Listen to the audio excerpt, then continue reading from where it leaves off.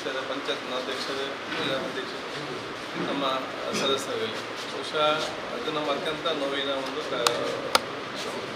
ಸಾಮಾನ್ಯ. ಮೊನ್ನೆ ಬಹುಶಃ ಇವತ್ತು ಏನೊಂದು ಆ ಘಟನೆ ನಡೆದಿದೆ, ನಮ್ಮೆಲ್ಲರಿಗೂ ಕೂಡ ಇವತ್ತು ಅದರ ಬಗ್ಗೆ ಅತ್ಯಂತ ನೋವು ಮತ್ತು ಬೇಸರ ಇದೆ. ಸರ್ಕಾರ ತಕ್ಷಣ ಅದಕ್ಕೆ ಬೇಕಾಗಿ ನಾವು ಎಷ್ಟೇ ಇವತ್ತು ಪರಿಹಾರ ಕೊಟ್ಟರೂ ಕೂಡ ಆ ಕುಟುಂಬಕ್ಕೆ ಅವರ ನೋವನ್ನು ಸಂಪೂರ್ಣವಾಗಿ ಯಾರನ್ನೂ ಕೂಡ ಇವತ್ತು ಸಾಧ್ಯವಿಲ್ಲ. ನಿಯಮ ಪ್ರಕಾರ ಏನು ಕೊಡಬೇಕಾದ್ರೆ ನಾವು ಇವತ್ತು ಕೊಡ್ತಾ ಇದ್ದೇವೆ. ನಾನು ಹೇಳಿದೆ, ನಾನು ಬೇಡ ನೀವೇ ಕೊಟ್ಟು ಬಿಡಿ ಅಂತೇಳಿ. ಅದು ಬಹುಶಃ ಒಂದು ಇವರೆಲ್ಲರೂ ಕೂಡ ಸೇರಿಕೊಂಡು ಈ ಊರಿನವರು ಬಹುಶಃ ಬರಬೇಕು. ಮತ್ತು ನಾನು ಕೂಡ ಯಾಕೆ ಜಾಸ್ತಿ ಬಂದ ಅಂತ ಹೇಳಿದರೆ, ಒಂದು ಅವ್ರು ಕೊಡುವಂಥ ಪರಿಹಾರ, ಎರಡನೇದು ಈ ಊರವರು ಮತ್ತು ಅಧಿಕಾರಿಗಳನ್ನು ಅವ್ರಿಗೆ ಸಲ್ಲಿಸಲಿಕ್ಕೆ ಪ್ರಕೃತಿ ವಿಕೋಪ ಆಗ್ತದೆ. ನಮ್ಮ ಕೈ ಯಾರ ಕೈಯಲ್ಲಿ ಕೂಡ ಇಲ್ಲ. ಮಳೆ, ಗಾಳಿ, ನೀರು, ಬೆಂಕಿ ಇದು ಮತ್ತು ಮಣ್ಣು ಇದು ನಮ್ಮ ಕೈಯಲ್ಲಿ ಇಲ್ಲ. ಇದರಲ್ಲಿ ಯಾವಾಗ ಏನಾಗ್ತದೆ ಯಾರಿಗೂ ಎಲ್ಲಿ ಊಹಿಸಲಿಕ್ಕೆ ಸಾಧ್ಯ. ನಾವೆಲ್ಲಿ ಮಾತಾಡಬಹುದು, ನಾವು ನಾಳೆ ನನಗೆ ನಾವು ಹೋಗುವ ಏನಾಗ್ತದೆ ಅಂತ ಹೇಳಿ ಇಲ್ಲ ನಿಂತಲ್ಲಿಗೆ ನಮಗೆ ಎದುರಿಸಲು ಸಾಧ್ಯ ಇಲ್ಲ. ನಮ್ಮ ಕಣ್ಣ ಮುಂದೆ ನಾವು ಗುಜರಾತಲ್ಲಿ ಆದದ್ದು, ಕಚ್ಚಲ್ಲಿ ಆದದ್ದು, ಬೇರೆ ಬೇರೆ ಕಡೆ ನಮ್ಮ ಕಣ್ಣ ಮುಂದೆ ನಾವು ನೋಡಿದ್ದೇವೆ ಏನು ಆಗಿದೆ. ಸೊ ಯಾವತ್ತೂ ನಮ್ಮ ಕೈಯಲ್ಲಿ ಇಲ್ಲ, ಅದರಲ್ಲಿ ದೇವರ ಕೈಯಲ್ಲಿ ಇರುತ್ತದೆ.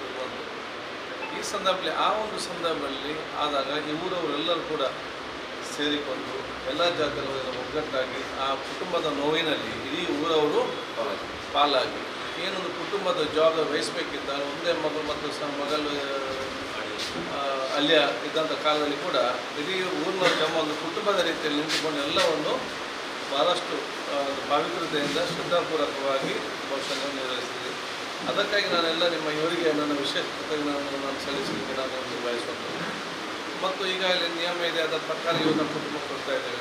ಮನೆಗೆ ಸಂಬಂಧಪಟ್ಟಾಗ ಏನಿದೆ ಅದು ಬಹುಶಃ ಚರ್ಚೆ ಮಾಡಿಕೊಂಡು ಕೊಡುವ ವ್ಯವಸ್ಥೆ ನಾವಿರೋದು ಮಾಡ್ತೇವೆ. ಅದರ ಮಧ್ಯೆ ಏನು ಹೆಚ್ಚು ಕಮ್ಮಿ ಜಮಾದಲ್ಲಿ ಕೂತ್ಕೊಂಡು ಅದನ್ನು ಬಗೆಹರಿಸುವ ಕೆಲಸ ಇವತ್ತು ಆಗಿ ಬಹುಶಃ ನಮ್ಮ ಮುಂದೆ ಎಲ್ಲರಿಗೂ ಕೂಡ ಇನ್ನೂ ಬಹುಶಃ ಇದೆಲ್ಲ ಕಣ್ಣು ತೆರೆಯುವಂಥ ಕಾರ್ಯಕ್ರಮ. ಈ ರೀತಿಯ ಕೆಲವೊಂದು ಸಾಮಾಜಿಕದ ಲೋಪದೋಷದ ನಿರ್ಲಕ್ಷ್ಯತೆಯಿಂದ ಆಗದಂಥ ವಿಚಾರ ಇವತ್ತು ಆಗಬೇಕು.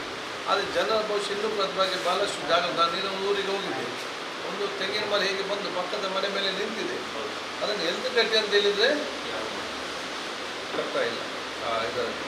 ಅದಕ್ಕಾಗಿ ನಾನು ಹೇಳೋದಂತ ಹೇಳಿದರೆ, ಅವರು ಇಂಥ ಮನೆಗಳು ಯಾವುದೋ ಗ್ರಾಮ ಪಂಚಾಯತ್ಲಿದ್ದರೆ ಅದು ಅದರ ಘಟನೆ ಆಗೋ ನನಗೆ ಸೀರಿಯಸ್ ಯಾರು ಗೊತ್ತಾಗೋದು, ಏನಾಗೋದಿಲ್ಲ ಏನಾಗೋದಿದೆ ಏನಾಗೋದಿಲ್ಲ ಅಂತೇಳಿ ಭಾವನೆ ಇರ್ತದೆ.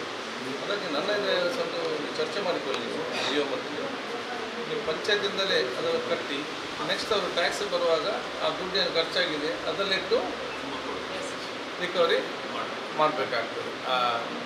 ಇದರಲ್ಲಿ ಏನಾದರೂ ಒಂದು ನಿಯಮ ನಮಗೂ ಡಿಸಿಗೆ ಮತ್ತು ಇಂಥ ಸಿಸ್ಟಮ್ ಮಾಡದಿದ್ದರೆ ಅವರು ಕೂಡ ಯಾಕಂದರೆ ಅವ್ರು ಬೇಕಾದ್ರೆ ಮಾಡಿ ಅವ್ರಿಗೆ ಗೊತ್ತಿರೋದಿಲ್ಲ ಈ ರೀತಿ ಆಗ್ತದಂತೆ, ಅವರು ಫೈನಾನ್ಷಿಯಲಿ ಸ್ವಲ್ಪ ಪ್ರಾಬ್ಲಮ್ ಇರ್ತದೆ, ಇನ್ನೊಂದು ಕೂಡ ಇರ್ತದೆ.